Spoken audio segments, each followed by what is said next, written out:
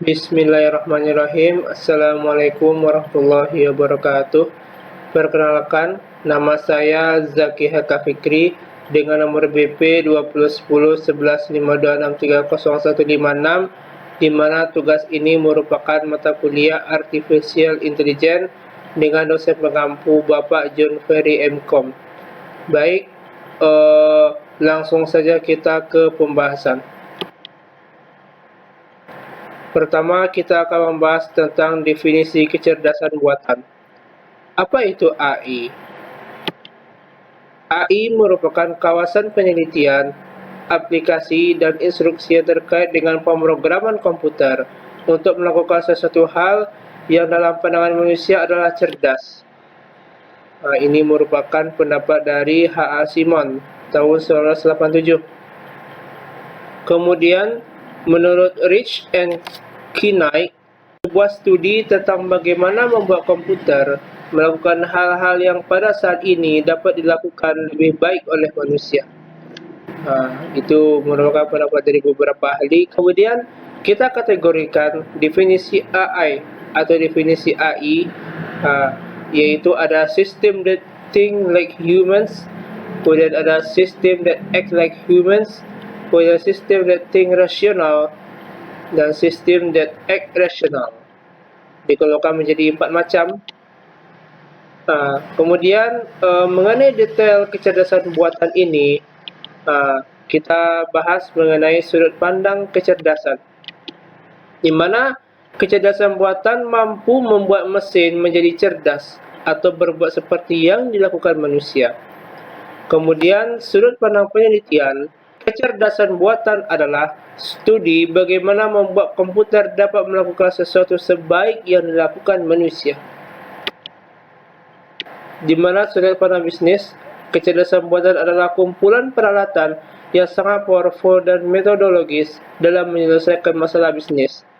Kemudian dari sudut pandang pemrogram, kecerdasan buatan meliputi studi tentang pemrograman simbolik, problem solving, dan pencarian atau searching. Kemudian kita membahas tentang sejarah kecerdasan buatan beserta perkembangan dan aplikasinya. Sejarah dimulai dari awal zaman batu, yaitu 1143 sampai 1156, di mana pada zaman tersebut merupakan awal kerja dari JST atau jaringan saraf tiruan dan logik. Kemudian teori logika sudah mulai bermunculan melalui Alan Newell dan Herbert Simon. Kemudian lahirlah AI oleh Dartmouth Workshop. Kemudian John McCarthy memberi nama bidang Artificial Intelligence. Kemudian awal antusias atau harapan besar tahun 1952 sampai 1969, di mana dipelopori oleh McCarthy. Di dalamnya mendefinisikan list. List ini merupakan bahasa pemrograman untuk Artificial Intelligence. Kemudian menemukan time sharing, dan kemudian advanced tracker yang berarti pengambil kesimpulan atau saran. Kemudian pembelajaran tanpa pengetahuan, pemodelan jaringan saraf tiruan, kemudian pembelajaran evolusioner, dan lainnya. Kemudian masa gelap tahun 1966 sampai 1973, di mana AI tidak mengalami perubahan. Fakta bahwa suatu program bisa mendapatkan suatu solusi secara prinsip tidak berarti bahwa program memuat beberapa mekanisme yang dibutuhkan untuk mendapatkannya secara praktis. Kegagalan dari pendekatan terjemahan bahasa alami berbasis pada grammar sederhana dan kamus kata, dan kemudian terjemahan kembali yang populer, bahasa Inggris, bahasa Rusia, bahasa Inggris kembali. Kemudian penemuan untuk pemrosesan bahasa natural dihentikan. Di sana dalam masa gelap. Kemudian kegagalan perseptron untuk belajar dari fungsi sederhana sebagaimana disjungtif atau eksklusif OR. Kemudian penelitian pada JST atau jaringan saraf tiruan dihentikan. Realisasi dari kesukaran dalam proses learning dan keterbatasan dari metode yang dieksplorasi. Konsep pembelajaran simbolik sudah dimulai. Kemudian beralih ke zaman berikutnya, yaitu zaman Renaissance.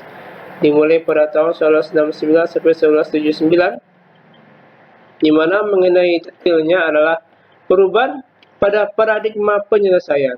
Jadi penyelesaian masalah berbasis search based menjadi penyelesaian masalah berbasis pengetahuan. Sudah kemudian mulai bermunculan metode-metode dari AI. Yang pertama, sistem pakar pertama. Kemudian ada dendral, Maysin, dan prospektor. Dendral menginferensikan struktur molekular dari informasi yang disediakan oleh spektrometer massa. Kemudian Maysin, diagnos blood infection, infeksi mendiagnosis darah, infeksi darah. Kemudian prospektor merekomendasikan eksplorasi pengeboran pada lokasi geologi yang menyediakan suatu deposit mineral molybdenum. Di sana AI dimanfaatkan untuk keperluan industri seperti yang dijelaskan tadi. Kemudian era industrial sudah mulai, yaitu dari tahun 1980 sampai dengan sekarang. Sukses pertama sistem pakar secara komersil, sangat banyak perusahaan AI bermunculan. Kemudian eksplorasi dari strategi pembelajaran yang bermacam-macam. Ada explanation based learning, case based reasoning, genetic algorithm, dan neural networks. Kemudian kembalinya neural networks dimulai pada tahun 1946 sampai sekarang, di mana penggalian kembali algoritma learning backpropagation untuk neural network yang pertama dikenalkan dalam tahun 1969. Banyak aplikasi sukses dari neural network dan lainnya. Kemudian kematangan, di mana dimulai pada tahun 1987 sampai sekarang, berubah dalam cakupan dan metodologi penelitian bidang kecerdasan buatan, membangun di atas teori yang ada, bukan cuma mengusulkan teori baru. Kemudian berbasis klaim pada teori dan eksperimen, bukan pada intuisi. Kemudian menunjukkan hubungan atau relevansi ke aplikasi nyata, bukan pada contoh mainan. Kemudian lanjut ke agen cerdas. Pada tahun 1995 sampai sekarang, realisasi yang pada mulanya dipisahkan dalam sub dari kecerdasan buatan seperti speech recognition, problem solving and planning, robotic, computer vision, machine learning, knowledge representation yang merupakan ilmu yang berkaitan dengan AI perlu direorganisasi bila mana hasilnya diikat bersama-sama ke dalam suatu desain agen tunggal. Kemudian suatu proses reintegrasi dari sub-area yang berbeda dari kecerdasan buatan untuk membentuk wall agent, di mana banyak agent yang dipakai, yaitu agent perspektif, agent arsitektur, multi-agent system, dan agent untuk aplikasi tipe-tipe yang berbeda atau web agent. Kemudian kita membahas ilmu yang berkaitan dengan AI. Yang pertama adalah sistem pakar. Sistem pakar. Di sini komputer digunakan sebagai sarana untuk menyimpan pengetahuan para pakar. Dengan demikian, komputer akan memiliki keahlian untuk menyelesaikan permasalahan dengan meniru keahlian yang dimiliki oleh pakar. Kemudian lanjut ke pengolahan bahasa alami atau natural language. Dengan pengolahan bahasa alami ini, diharapkan user dapat berkomunikasi dengan komputer dengan menggunakan bahasa sehari-hari. Kemudian pengenalan ucapan atau speech recognition. Melalui pengenalan ucapan diharapkan manusia dapat berkomunikasi dengan komputer menggunakan suara. Seperti Google Assistant contohnya. Kemudian robotik atau sistem sensor. Kemudian ada computer vision, mencoba untuk dapat menginterpretasikan gambar atau objek-objek tampak melalui komputer. Kemudian intelligent computer aid instruction. Komputer dapat digunakan sebagai tutor dan dapat melatih dan mengajar. Dan kemudian untuk permainan game. Kemudian kita akan membahas perbandingan antara kecerdasan buatan dan kecerdasan alami. Perbedaannya, untuk kecerdasan buatan jika dibandingkan dengan kecerdasan alami, yang pertama, kecerdasan buatan sifatnya lebih permanen. Kemudian menawarkan kemudahan duplikasi, di mana kecerdasan buatan bisa diperbanyak, bisa digandakan, sedangkan kecerdasan alami tentu tidak. Kemudian lebih murah daripada kecerdasan alami, di mana kecerdasan alami merupakan seorang manusia atau seorang peneliti yang mungkin membutuhkan biaya yang cukup besar untuk melakukan sebuah proyek atau penelitian dibanding dengan kecerdasan buatan yang dikerjakan oleh mesin. Kemudian konsisten dan menyeluruh, di mana kecerdasan buatan ini sifatnya yaitu konsisten, bisa fokus. Sedangkan kalau kecerdasan alami itu ada batasnya, kemudian dapat didokumentasikan. Sedangkan kalau kecerdasan alami hanya diingat melalui visual atau melalui penglihatan. Kemudian dapat mengeksekusi tugas tertentu lebih cepat daripada manusia. Hal itu sangat jelas karena kecerdasan buatan ia mampu mengerjakan pekerjaan lebih cepat daripada manusia yang memiliki kecerdasan alami. Kemudian dapat menjalankan tugas tertentu lebih baik dari banyak atau kebanyakan orang, di mana kecerdasan buatan ini bisa melakukan pekerjaan lebih banyak dalam beberapa waktu. Sedangkan kalau jika menggunakan kecerdasan alami, tentu waktunya itu sangat panjang, karena waktu untuk menyelesaikan pekerjaan tidak bisa langsung dalam waktu itu. Kemudian kita bandingkan lagi kecerdasan alami dibanding kecerdasan buatan, di mana kecerdasan alami ini bersifat lebih kreatif. Kreatif ini maksudnya kecerdasan alami ini mampu menciptakan sesuatu di luar yang dipikirkan atau di luar yang dihasilkan oleh AI, di mana AI itu sudah diprogram. Sedangkan kecerdasan alami bisa berpikir di luar dari program dari AI. Kemudian dapat melakukan proses pembelajaran secara langsung, sementara AI harus mendapatkan masukan berupa simbol dan representasi.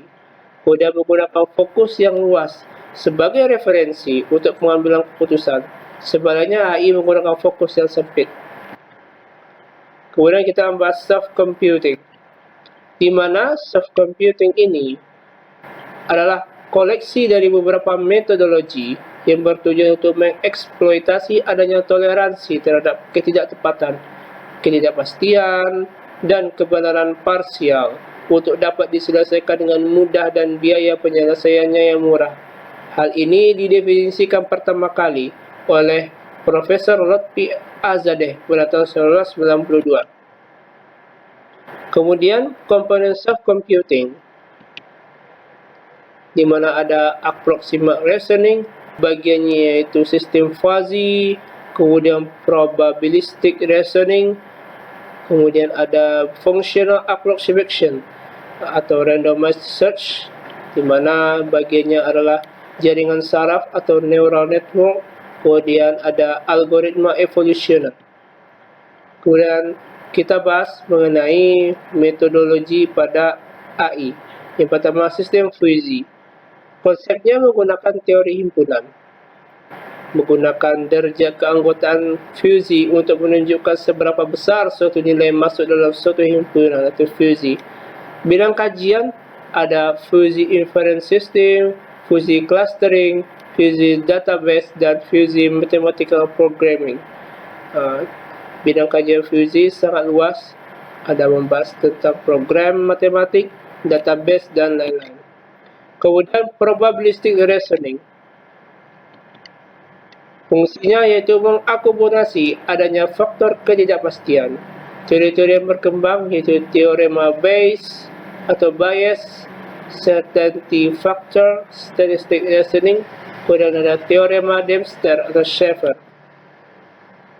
Kemudian jaringan saraf tiruan menggunakan algoritma pembelajaran untuk mendapatkan bobot-bobot yang optimum. Jenis pembelajaran ada supervised learning dan unsupervised learning. Kemudian algoritma evolusioner, di mana ia menggunakan pendekatan teori evolusi, dipelopori oleh algoritma genetik, terutama digunakan untuk optimasi atau peningkatan. Algoritma yang sudah dikembangkan, algoritma genetik, and system, fish calling, bird flocking, dan particle swarm. Sangat banyak mengenai ilmu, mengenai soft computing. Kemudian, perlu diketahui bahwa bekal ilmu yang harus disiapkan untuk lebih memudahkan kita mempelajari self computing. Yang pertama adalah aljabar. Kemudian kalkulus. Kemudian logika. Di mana ditambah dengan komputasi numeris. Itulah syarat agar kita dimudahkan dalam menguasai AI, yaitu pertama kita mengerti aljabar, kalkulus, logika, dan komputasi numeris. Kemudian ringkasan dari pembahasan kita tadi atau rangkumannya adalah kecerdasan buatan digunakan untuk membantu menyelesaikan permasalahan pada manusia. Kecerdasan buatan mengalami perkembangan terus-menerus sampai saat ini. Semakin banyak objek yang mampu diselesaikan oleh kecerdasan buatan, di mana maksud dari semakin banyak objek yang mampu diselesaikan oleh kecerdasan buatan adalah semakin banyak permasalahan yang diselesaikan oleh AI, seperti di mana tadi dibahas tentang sudut pandang bisnis, kemudian sudut pandang teknologi, dan lain-lain. Daftar pustaka, di mana daftar pustaka tertera pada slide. Baik, itu saja yang dapat saya sampaikan. Terlebih dan terkurangnya saya mohon maaf yang sebesar-besarnya. Saya akhiri dengan wabillahi taufiq wal hidayah. Wassalamualaikum warahmatullahi wabarakatuh.